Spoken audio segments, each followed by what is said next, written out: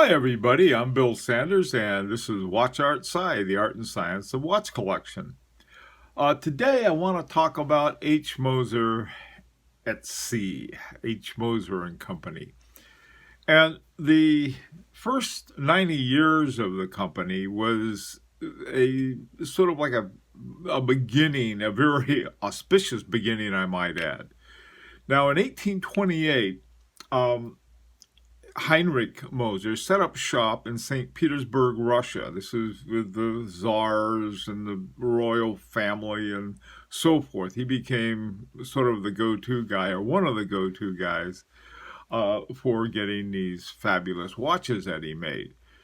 And this went on for a number of years. In 1848, he went back to his hometown of Schaffhausen, Switzerland. Now he came from a family of watchmakers in Schaffhausen, and so this was he had very good connections there, and he set up a factory to supply his business in Russia. It was primarily in St. Petersburg, but there were some other locations that he had for it.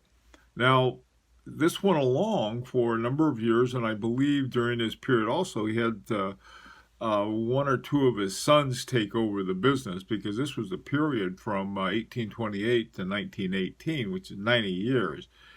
And in 1918, the Russian Revolution occurred, and the new Soviet took over his business, and so that's sort of the end of the first period.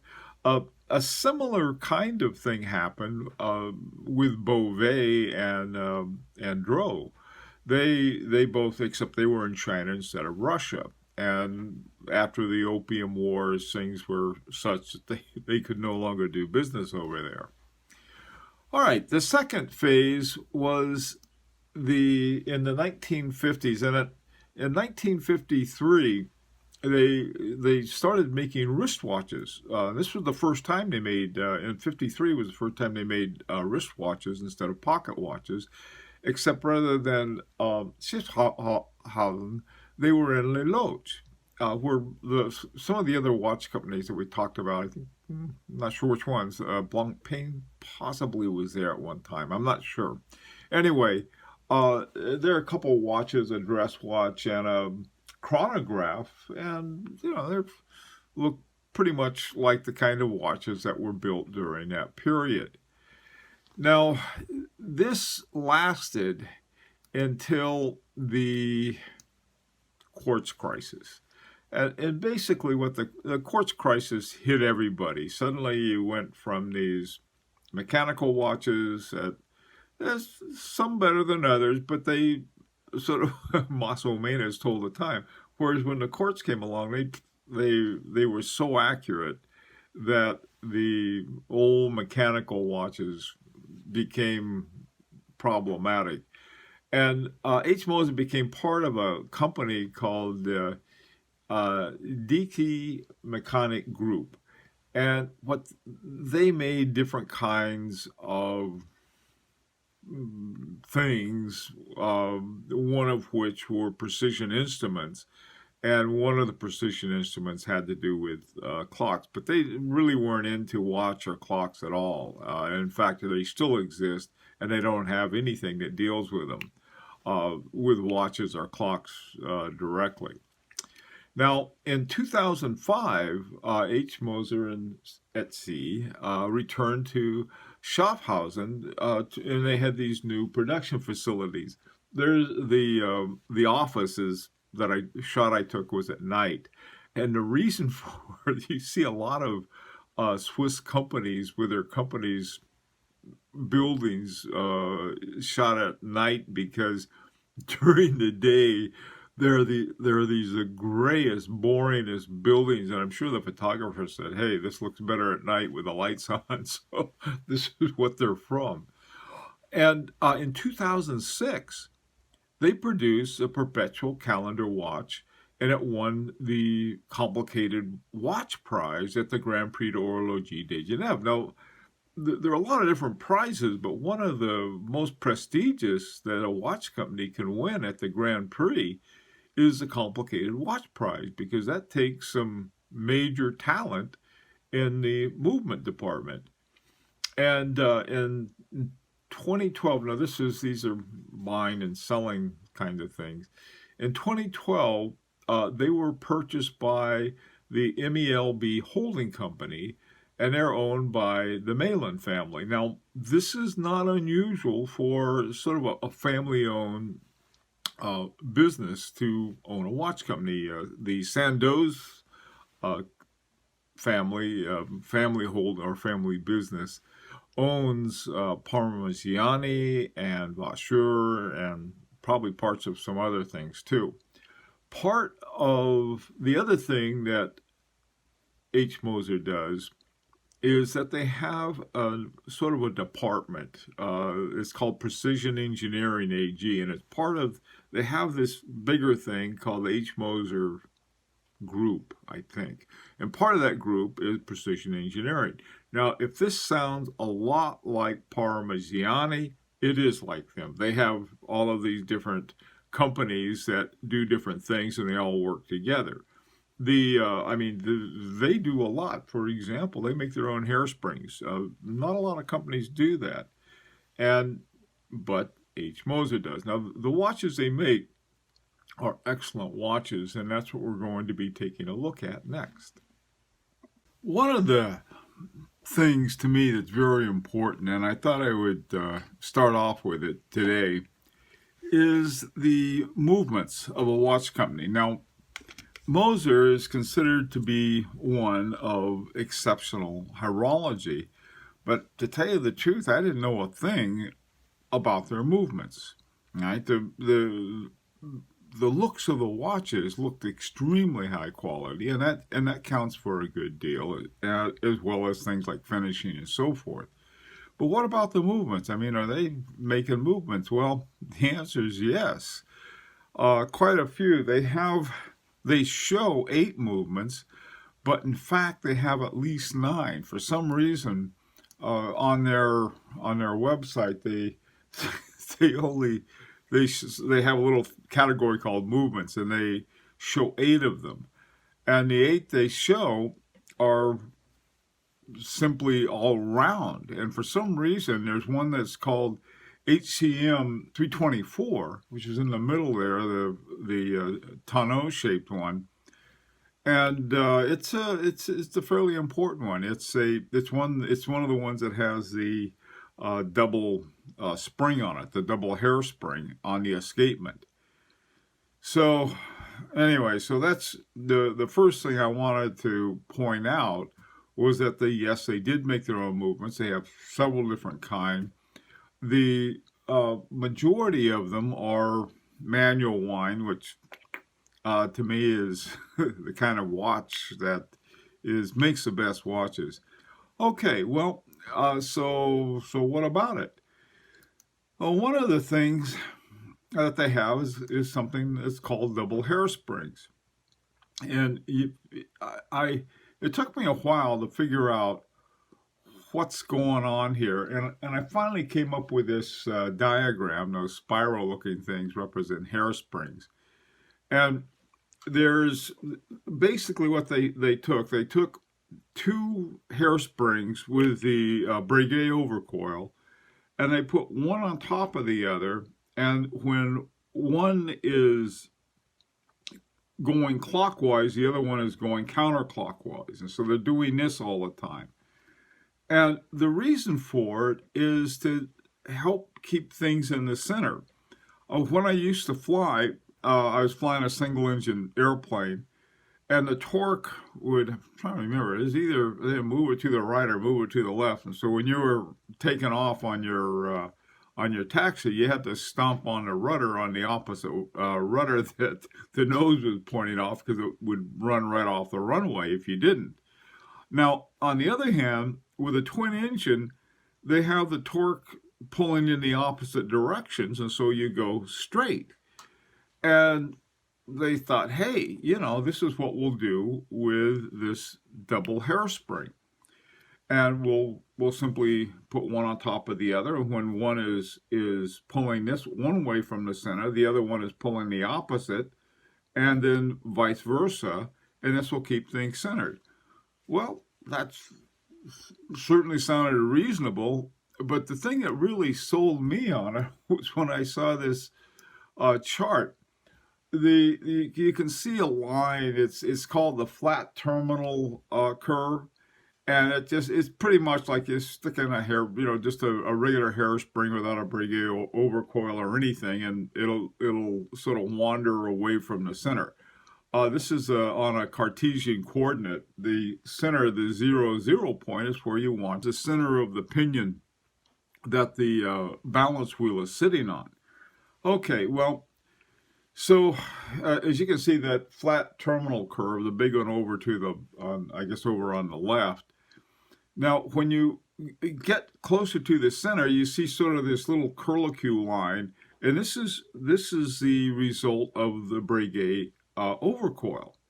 Now, in the center of it, you can barely see it. There's a little red dot, and that little red dot is where they have what's called the Strawman double hairspring. And this is what's happening, is that these two opposite springs are going in the opposite direction, and so keeping it in the center point. In the same way that when I was doing my runway run, I had to give it opposite rudder, but if I had a twin, I was flying a twin, they'd be doing it for me, and I just go straight down the runway. Well, this is the same thing that happens, and it really helps the accuracy of the time. And to me, it's a wonderful and very ingenious device. So one of the thing about Moser is not just sort of a fancy watch, but they've got some really very interesting and seriously interesting kinds of movement. Of course, Moser makes their own hairspring. So does Beauvais. So do a lot of other, really your top company.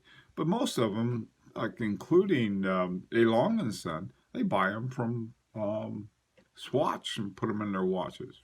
I mean, it's just a spring, not the whole part of the watch. Okay.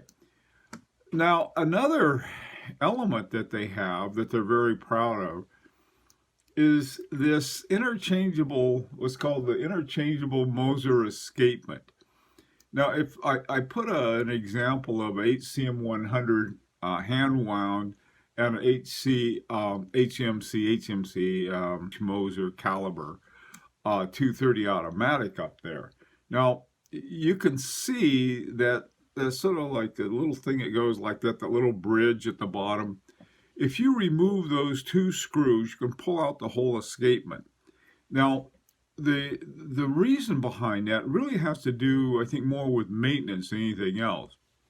Because what your watchmaker can do is that when you bring in the watch for service or repair, they can just pop it out and they can replace it with one that's already been preset and everything.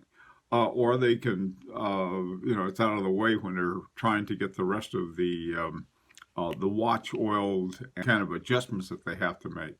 So that's a sort of an interesting thing, and all of them have that.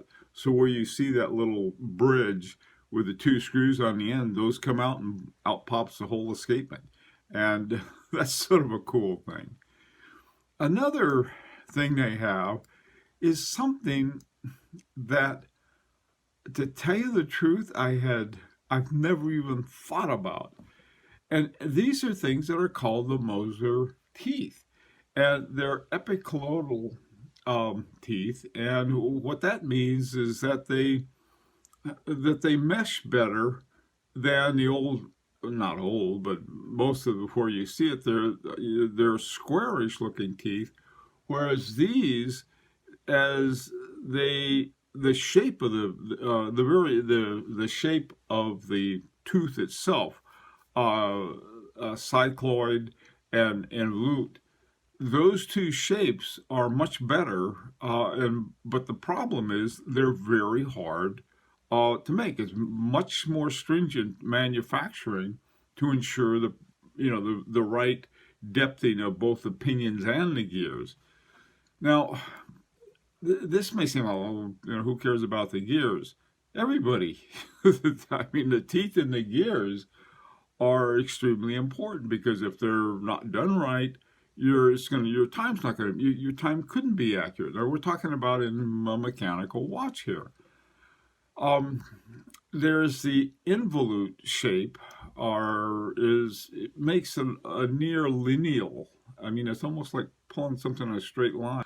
Okay, um, so you're talking about some seriously valuable movement horology in these watches. We're not just talking about somebody who's like, we're going to knock these things together.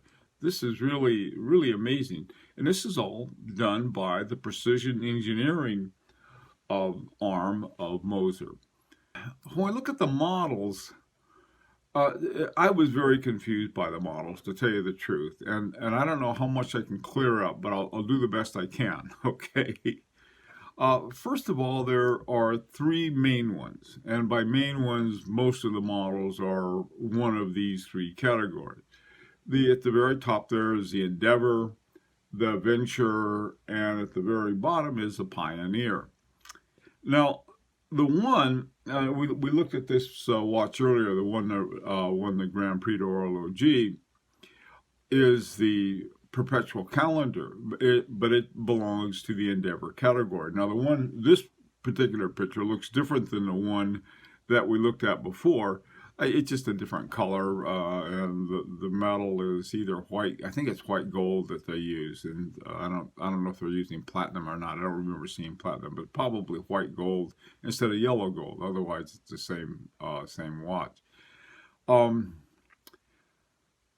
There's a very wide assortment here of watches. Apparently, making gears with the Moser Teeth is a little tougher, and so only their best ones have it. But when I looked at it, the great majority of all of their watches had the Moser Teeth. All right, now their final two categories. One's called the Swiss Alps. The other's called the Heritage. The Swiss Alps are these rectangular shaped ones, and the one called the Small Seconds, the smaller of the two there, has the double hairsprings. Some of, again, not all of them have double hairsprings for some reason. I think it's a great idea, but those are their they'll add a little to the cost if you have the double hairspring escapement. And I believe that looks like a Fabergé design that they have for the perpetual calendar, that big blue one. And then they have something called the perpetual moon for people who are really into that. Now, the minute retrograde is interesting because, first of all, they only made 10 of them. So it's like a very limited. And second of all, they used the Hotulence movement. The Hotulence had made some with some other people, but they thought, well, this was really special. And the thing sells for close to $250,000. So I don't know how long it's going to take them to sell those 10 that they have. But it's the interesting thing about it is that they do work with outside movement makers, but Hotulence and $250,000 for a movement, really a neat watch. I mean, there's no two ways about that. But okay, well, this is pretty much it for each Moser. It was one that I was very surprised about. I had no idea they had been doing what they had been doing with the movements, and I never heard too much worry about people worrying about teeth to begin with. So anyhow, as always, I'd very much like to hear your comments on it, and this is an invitation to subscribe if you'd like. And until Sunday, this has been Bill Sanders with Watch Art Cie, the art and science of watch collection.